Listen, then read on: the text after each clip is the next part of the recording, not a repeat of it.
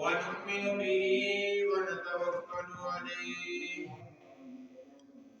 ونعوذ بالله من شرور أنفسنا ومن سيئات أعمالنا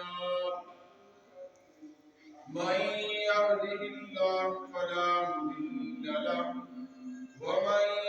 يضلل فلا هادي له ونشهد أن سيدنا وسندنا وحبيبنا وحبيب ربنا ومولانا محمدا عبده ورسوله أما بعد فأعوذ بالله من الشيطان الرجيم بسم الله الرحمن الرحيم فلما بلغ معه السعي قال يا بني إني أرى في المنام أني أذبحك فانظر ماذا ترى قال يا أبت افعل ما تؤمر ستجدني إن شاء الله من الصابرين صدق الله العظيم میرے نہایت والد احترام قابل تقریم بزرگوں بھائیوں دوستوں ذوالقعدہ کی آج 11 تاریخ ہے 12 تاریخ اور ذوالقعدہ کا دوسرا عشرہ شروع ہے اور عید الاضحیٰ قریبی ہے چند دن باقی ہیں اس کو اور شوال ذوالقعدہ اور ذوالحجہ یہ حج کے مہینے ہیں خوش قسمت ہیں وہ لوگ جو حج اور عمرہ کی سعادتیں حاصل کر رہے ہیں خوش نصیب ہیں وہ لوگ آپ علیہ السلام نے فرمایا کہ حج کرنے والا اور عمرہ کرنے والا یہ لوگ اللہ کے مہمان ہیں اگر یہ لوگ اللہ سے بخشش طلب کریں اللہ ان کی بخشش کر دیتا ہے اگر یہ اللہ سے دعا کریں تو اللہ ان کی دعا کو قبول فرماتا ہے تو نبی صلی اللہ علیہ وسلم نے حج و عمرہ کرنے والوں کو اللہ کا مہمان قرار دیا فرمایا الحاج والعمار وفد اللہ حج و عمرہ کرنے والے لوگ اللہ کے مہمان ہیں وَإِن دَعَوْهُمْ أَجَابَهُمْ اگر یہ اللہ سے دعا کریں اللہ ان کی دعاؤں کو قبول فرماتے ہیں وَإِنِ اسْتَغْفَرُوهُ غَفَرَ لَهُمْ اگر یہ اللہ سے بخشش طلب کریں تو اللہ ان کی بخشش کرتے ہیں پھر حاجی لوگ صفا اور مروہ مزدلفہ اور مینا میدان عرفہ حجر اسود تو ان مقدس مقامات میں جاتے ہیں دعائیں کرتے ہیں مخصوص افعال ادا کرتے ہیں تو ان لوگوں پر اللہ کی رحمتوں اور برکتوں کی بارش پڑ سکتی ہے آپ علیہ السلام نے فرمایا کہ حجر اسود کو بوسہ دینے والا اور حجر اسود کا استلام کرنے والا اس کے لیے کل قیامت کے دن حجر اسود سفارش کرے گا اور گواہی دے گا اور ایسی گواہی دے گا جو سچی ہو آپ علیہ السلام نے فرمایا کہ کل قیامت کے دن اللہ پاک حجر اسود کو دیکھنے اور سننے والی ہستی بنا کر کھڑا کرے گا اس کی آنکھیں ہوگی اس کی زبان ہوگی یہ گواہی دے گا جنہوں نے اس کا بوسہ دیا جنہوں نے اس کا استلام کیا واللہ لا یبعثنہ اللہ یوم القیامہ اللہ کی قسم لا یبعثنہ اللہ یوم القیامہ اللہ رب العزت کل قیامت کے دن اس حجر اسود کو ایسی صورت میں اٹھائیں گے لہو عینان اس کی دو آنکھیں ہوں یبصر بہما جس سے یہ دیکھے گا ولسان ینطق به اور اس کی زبان ہوگی جس سے یہ بولے گا، یشهد علی من، اور یہ ان لوگوں کے بارے میں گواہی دے گا اس طلبہ، جنہوں نے اس کا استعلام کیا، جنہوں نے اس کا بوسہ لیا، جنہوں نے اس کو چوما، جنہوں نے اس کا استعلام کیا، بالواسطہ یا بلا واسطہ، بحق، اور یہ حجر اسود ایسی گواہی دے گا کہ یہ گواہی قبول ہوگی۔ تو یہ سعادتیں بھی بہت خوش نصیب لوگوں کو نصیب ہو رہی ہیں، اور یہ وقت ہے حج کے ایام میں، یہ حج کا وقت ہے۔ آپ علیہ الصلوۃ والسلام نے فرمایا میدان عرفات میں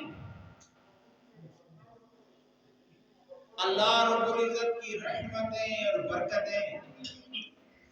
موسلا دھار بارش کی طرح برسیں، اور اللہ رب العزت یوم عرفہ کے دن بہت سے لوگوں کی بخشش کا فیصلہ فرماتے ہیں، بہت سے لوگوں کی مغفرت کا فیصلہ فرماتے ہیں۔ یوم عرفہ کے دن اللہ رب العزت بندوں کے بالکل قریب ہوتے ہیں، اور اللہ پاک یوم عرفہ کے دن فرشتوں پر بطور فخر کے فرماتے ہیں، دیکھو فرشتوں، میرے بندے کس مقصد کے لیے یہاں حاضر ہوئے، اور میدان عرفات میں گڑ گڑانا، دعائیں کرنا، اپنی بخشش اور مغفرت طلب کرنا، یقیناً اس کی دعاؤں کی قبولیت کی توقع کی گئی۔ آپ علیہ الصلوۃ والسلام نے فرمایا ما من یوم اکثر من ان یاتیک اللہ فیہ عبدا من النار من یوم عرفہ، عرفہ کے دن، 9 ذی الحجہ کے دن اللہ رب العزت بہت سے لوگوں کی بخشش اور مغفرت فرماتے ہیں۔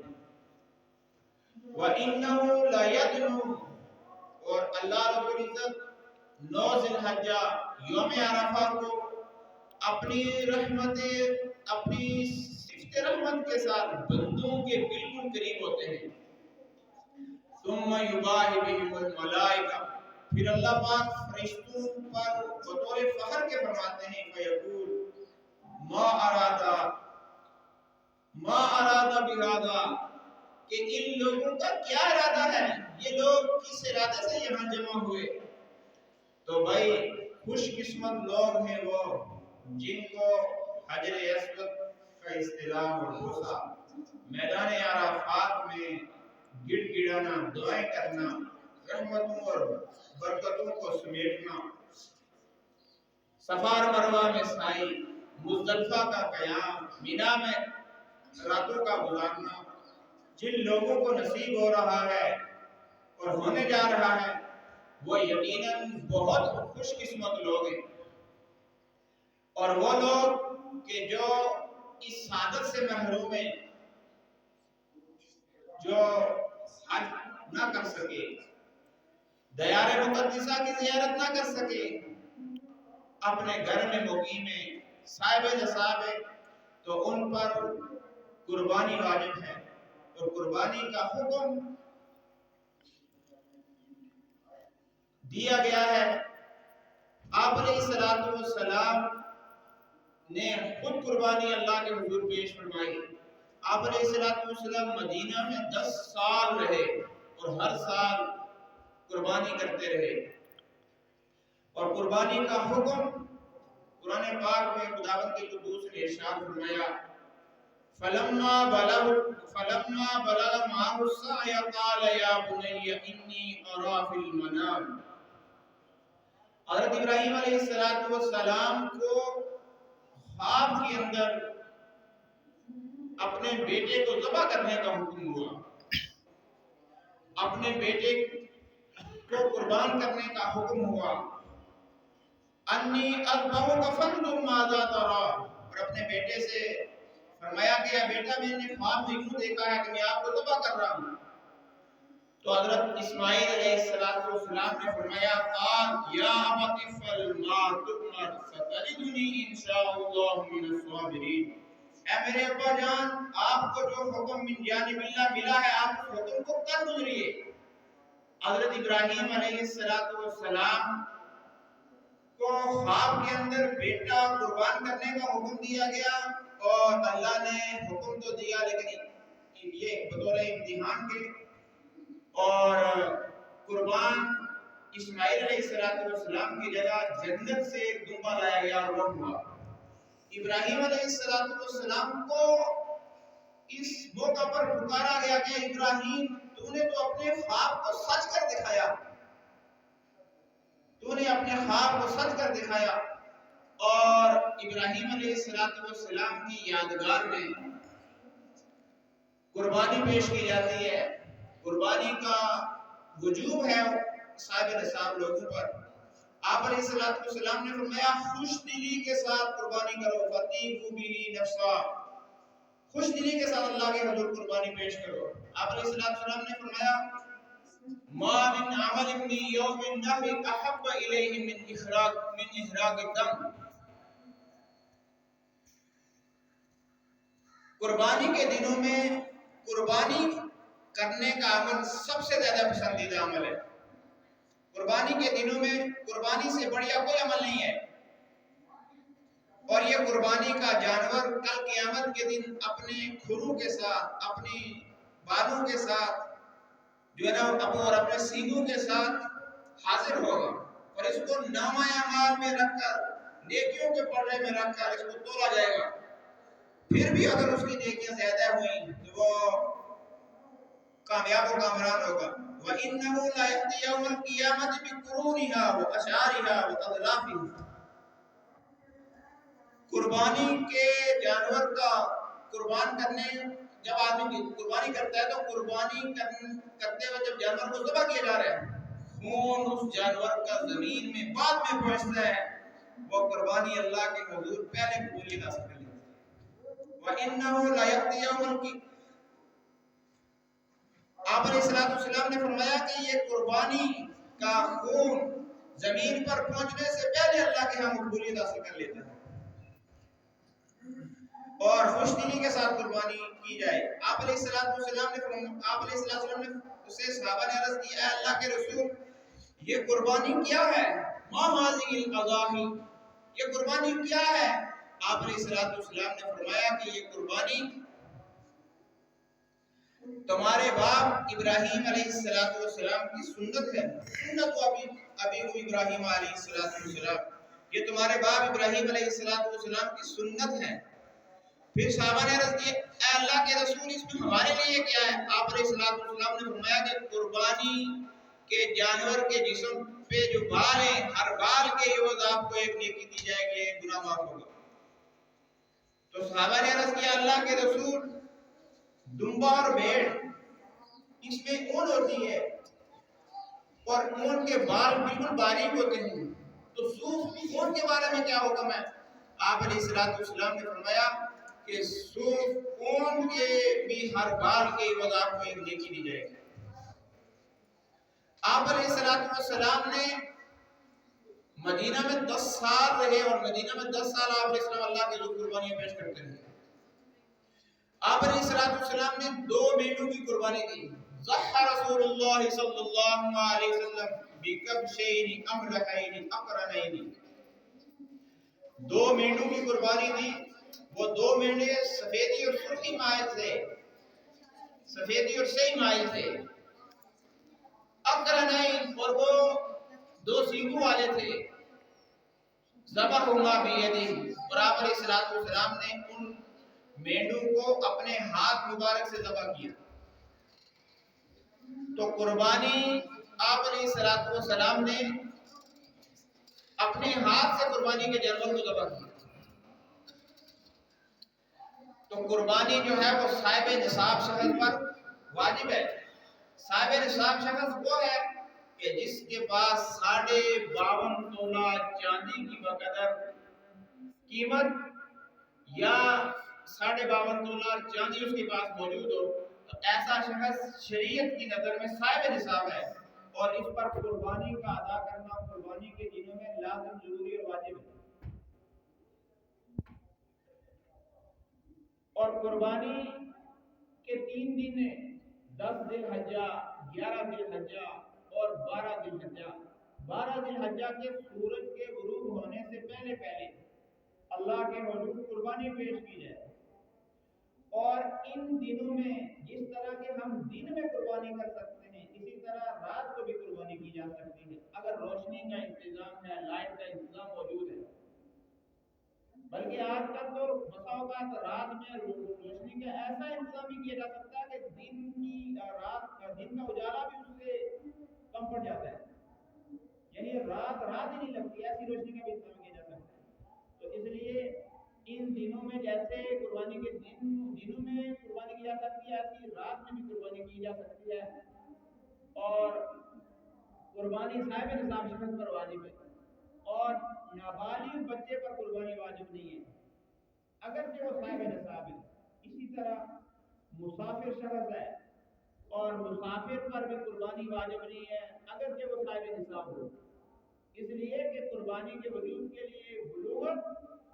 اور مقیم ہونا بھی شرط ہے جہاں دیگر شرائط ہے. اور قربانی کے جانور کو اپنے ہاتھ سے ذبح کرنا یہ سب سے افضل ہے. جس طرح کہ آپ علیہ السلام نے اپنے دست مبارک سے جانور کو ذبح کیا، قربانی کی. اور اگر خود ذبح کرنا نہیں جانتا تو وہ ان جاننے والے سے ذبح کروا لے اور اس کو تکبیر کی تلقین کرے کہ بھائی بسم اللہ پڑھ کے جانور کو ذبح کرو. تو جو شخص بڑے جانور کو گراتا ہے اور جانور کو قبلہ رخ لٹانا دائنی کروٹ پر یہ مستحب ہے، اور ذبح کرنے والے کا رخ بھی قبلے کی طرف ہو، اس کا چہرہ بھی قبلے کی طرف ہو، یہ تو سنت ہے. اگر دشواری نہ ہو، دشواری ہو تو پھر گنجائش ہے، لیکن اگر دشواری نہیں ہے تو قبلہ رخ جانور کو لٹائے، خود قبلہ رخ دائنی کروٹ پر لٹائے، بسم اللہ اللہ اکبر کہہ کر جانور کو ذبح کرے. اور یہ تکبیر کا پڑھنا اس پر لازم ہے جو ذبح کر رہے ہیں، جو جانور کے ذبح کرنے میں تعاون کر رہا ہے، جس نے جانور کو باقی جگہوں سے پکڑا ہوا ہے، ٹانگوں سے پکڑا ہوا ہے، دم سے پکڑا ہوا ہے، اس کے لیے یہ تکبیر پڑھنا ضروری نہیں ہے. بہرحال وہ تلقین کریں اس کو اور بسم اللہ اللہ اکبر کہہ کر جانور کو ذبح کریں. اور اگر بڑا جانور ہے تو جو شریک ہیں، جتنے حصہ دار ہیں، سب کی طرف سے وہ نیت کریں کہ بھائی یہ فلاں فلاں کی طرف سے ذبح کیا جا رہا ہے. اور جانور کو جس طرح کے جاننے والا ذبح کرے گا، اسی طرح نابالغ بچہ اگر جانور کو ذبح کرنا جانتا ہے تو وہ جانور کو ذبح کر سکتا ہے. ذبح کرنے کے لیے بلوغت بالغ ہونا شرط نہیں ہے. اسی طرح جیسے بچہ ذبح کر سکتا ہے، بڑا آدمی ذبح کر سکتا ہے، اگر عورت بھی ذبح کرنا چاہے اور عورت ذبح کرنا جانتی ہے تو عورت بھی ذبح کر سکتی ہے. اور جانور کے ذبح کرنے کے لیے مرد ہونا شرط نہیں ہے. ایک شخص نابینا ہے لیکن وہ اپنی اندازے سے جانور کو ذبح کر سکتا ہے اور خوبصورت طریقے سے جب وہ ذبح کرتا ہے تو نابینا شخص بھی جانور کو ذبح کر سکتا ہے اگر وہ اچھی طریقے سے ذبح کرنا جانتا ہے اور ذبح کرتا ہے. جانور کو ذبح کرنے کے لیے بنا ہونا بھی شرط ہے. جہاں اپنی طرف سے قربانی کریں وہاں اپنے مرحومین کی طرف سے قربانی کی جائے، اور اپنے مرحومین کی طرف سے قربانی کا کرنا یہ بہت ثواب کی بات ہے. اور مرحوم کی طرف سے قربانی کرنے کی دو صورتیں ہیں کہ مرنے والے نے یہ وصیت کی ہوئی ہے کہ میری طرف سے قربانی کرنا. تو ایسی صورت میں اگر میت نے، مرنے والے نے، مرحوم نے وصیت کی تھی تو اس کی طرف سے قربانی کی جا رہی ہے اور اس کے مال سے کی جا رہی ہے، اس کی وصیت کو پورا کیا جا رہا ہے. تو اس قربانی کے جانور کا جو گوشت ہوگا یہ سارے کا سارا صدقہ کرنا لازم ہے. یہ فقراء اور مساکین اس گوشت کا مصرف ہے، مالداروں کو یہ گوشت نہ دیا جائے. ہاں اگر مرحوم نے، میت نے، مرنے والے نے وصیت نہیں کی بلکہ یہ اس کا رشتہ دار، اس کا بیٹا بیٹی یا اس کا والد اپنے مرحوم، اپنے میت کی طرف سے قربانی ویسے کر رہا ہے اس کی وصیت کے بغیر تو پھر اس کے گوشت کا عام حکم ہے. جس طرح کہ آپ اپنے لیے قربانی کرتے ہیں، جو جس طرح سے اپنے اس گوشت کا برتاؤ کرتے ہیں اسی طرح اس گوشت کا برتاؤ کیا جائے گا. صاحب عیال، بڑا خاندان اور پوتے نواسے کافی سارے ہیں، سب کثیر العیال ہے، قربانی کے جانور کو ذبح کرے سارا گوشت ہی اپنے لیے رکھ لے تو یہ بھی ٹھیک ہے. آپ عموماً جانور کے گوشت میں 3 حصے کیے جاتے ہیں، ایک فقراء مساکین کے لیے، ایک رشتہ داروں کے لیے اور ایک اپنے لیے. اس طرح کرے تو بہت اچھا. اگر کثیر العیال ہے سارا ہی اپنے لیے رکھتے تو اچھی بات ہے، یہ بھی اچھا ہے. ایک شخص پر قربانی واجب ہے لیکن اس کے پاس نقدی رقم موجود نہیں ہے، یہ شخص کیا کرے گا؟ جس شخص پر قربانی واجب ہے اور وہ اپنی قربانی واجب ہے لیکن نقدی رقم نہیں ہے، اس کی صورت کیا بنے گی؟ مثلا اس کے پاس گھر میں ایسی اشیاء موجود ہیں جو سارا سال استعمال نہیں ہوتی، ضرورت سے زائد ہیں، وہ کمبل کے جو سارا سال استعمال نہیں ہو رہے. اسی طرح جو نا بعض ایسے آلات ہیں جو ضرورت اصلیہ سے خالی ہیں، مثلا ٹیپ ریکارڈ ہے، ٹی وی ہے، دوسری تیسری چیزیں، اگر یہ معاشیت کی چیزیں لیکن یہ ضرورت اصلیہ سے زائد ہیں، گھر میں موجود ہیں، ضرورت اصلیہ سے زائد ہیں، تو یہ چیزیں ان کے ہوتے ہوئے قربانی تو واجب ہے لیکن نقد رقم موجود نہیں ہے تو کیا کرے گا؟ ایسا شخص ادھار لے، قرض لے اور قرض لے کر قربانی کرے اور قربانی کے بعد یہ قرض واپس کر دے، قرض کی ادائیگی کرے. اگر یہ شخص قرض لے کر قربانی تو نہیں کر رہا لیکن ادارہ جانور خریدتا ہے، کسی سے جانور ادارہ لیتا ہے، ادارہ خریدتا ہے اور اس کو کہتا ہے میں بعد میں آپ کو پیسے دے دوں گا، تو ادھار لیے ہوئے جانور کی قربانی کرنا جائز ہے، اس لیے کہ یہ اس جانور کا مالک ہے. جب اس نے ادھار خرید لیا تو یہ قیمت کا مکلف ہے، یہ اس جانور کا مالک ہے، لہذا یہ غریب یہ کیا کرے گا کہ یہ اس جانور کی قیمت ادا کرے گا بعد میں، اور ادھار لیے ہوئے جانور کی قربانی کرنا جائز ہے. امانت رکھا ہوا جانور ہے، گروی رکھا ہوا جانور ہے کسی کے پاس، تو جس کے پاس وہ امانت رکھا ہوا جانور، جس کے پاس وہ جانور گروی رکھا ہوا ہے، وہ اس کی قربانی نہیں کر سکتا، اس لیے کہ وہ اس جانور کا مالک ہی نہیں ہے، اس کا مالک تو دوسرا ہے، اس لیے اس کے پاس گروی ہے، امانت رکھا ہوا ہے. جانور کے ذبح کرنے کی 2 صورتیں ہیں. ایک صورت ہے اختیاری، جس طرح کے جانور کو پکڑا، قبلہ کو دائیں طرف لٹایا، قبلہ کی طرف چہرہ کیا اور جانور کو تیز دھاری دار آلہ سے ذبح کر دیا، اس کو کہتے ہیں ذبح اختیاری. جس طرح کہ عموماً ہم جانور کو ذبح کرتے ہیں، مرغی وغیرہ کو ذبح کرتے ہیں، بڑے جانور کو ذبح کرتے ہیں، اس کو کیا کہتے ہیں؟ ذبح اختیاری. ایک وہ ذبح ہے جس کو ذبح اضطراری کہا جاتا ہے، اور ذبح اضطراری یہ ہے کہ ہم دیہاتی لوگ ہیں، پہاڑوں میں ہمارے گھر ہیں، ہمیں اس دوسری اضطراری ذبح سے بسا اوقات واسطہ پڑتا ہے لیکن ہم جانتے نہیں ہیں، اور وہ جانور جو ہے وہ مکروہ ہو جاتا ہے، اور وہ جانور جو ہے وہ اس کو ذبح نہیں کر پاتے تو کافی نقصان ہو جاتا ہے. ایک جانور ذبح اضطراری اس کو کہتے ہیں کہ جانور کنویں میں گر پڑا، جانور کھائی میں گر پڑا، یا جانور جو ہے مٹی تلے دب گیا، مثلا اس طرح کے زلزلہ ہوا، کچا گھر تھا اور جو ہے وہ گر پڑا اور جانور اس کے نیچے، اور کافر زندہ تو ہے لیکن کڑیوں کے نیچے آ گیا ہے اور وہ مٹی کی طرح دب گیا ہے. ایسے جانور کو ہم نکالیں گے کیسے؟ ایسے جانور کو ہم ذبح کیسے کریں گے جو دور کنویں میں گرا ہوا ہے، دور کھائی میں گرا ہوا ہے، ملبے تلے دبا ہوا ہے؟ ایسے جانور کے ذبح میں ذبح اضطراری کا اعتبار ہے. ذبح اضطراری یہ ہے کہ کوئی نوکدار چیز لیں، آپ کوئی نوکدار چیز لیں اور نوکدار چیز، دھاری دار چیز لے کر آپ اس کے جسم میں جہاں ممکن ہو ضرب لگائیں جس سے خون بہہ پڑے، اور وہ خون جب بہہ پڑے گا تو یہ جانور آپ کے لیے حلال ہو جائے گا، اس جانور کو آپ کھا سکتے ہیں. مثلا ایک شخص ہے، اس کے پاس بھینسیں گائیں، اور گائے کی یہ خاصیت ہے کہ وہ مشکل جگہوں پر مشکل جگہ پر چلی جاتی ہے، مسافت وہاں سے دور پڑتی ہے. تو اگر ایسی صورت پیش آئے کہ ہم جانور کی کوئی چلا رہا تھا یا ہم چلا رہے تھے اور وہ جانور جو ہے وہ گر پڑا مشکل جگہ سے، اور ابھی ہمارے پاس چھری نہیں ہے اور جانور پھر بڑھا رہا ہے، اور اگر ہم چھری لینے کے لیے گھر جائیں یا کسی پڑوس پر چھری کا بندوبست کرتے جب تک یہ مقصود ہو جائے گا، جب تک یہ ختم ہو جائے گا، اب اس کے لیے اس کی حلال کرنے کی کیا ضرورت ہے؟ تو آپ ایسے موقع پر کوئی بھی نوکدار چیز ہو، کوئی بھی داری دار چیز ہو، اس سے اس کے جسم کی کسی جگہ پر آپ ضرب لگیں تاکہ اس کا خون بہ پڑے، بیلچہ ہے، کئی ہے، رمبی ہے، یا کوئی اور چیز ہے، کوئی اور چیز ایسی ہے دارہ دار، آپ اس سے اس کو لگائیں اور فوراً جو ہے وہ ایسا کرنے سے وہ جانور جو ہے ذبح ہو جائے گا، آپ اس کی گوشت کو کھا سکتے ہیں، ایسی کوئی جانور کا گوشت کھانا ہے۔ بہرحال یہ ذبح اضطراری وہاں اس کا اعتبار کیا جائے گا جب جانور پر قابو پانا مشکل ہو جائے یا اس کو زندہ نکالنا مشکل ہو جائے، تو ایسی صورت میں ذبح اضطراری کا اعتبار کیا جاتا ہے۔ اور قربانی جو ہے یہ صاحب نصاب پر واجب ہے۔ اور ایک شخص یہ کہہ رہے ہیں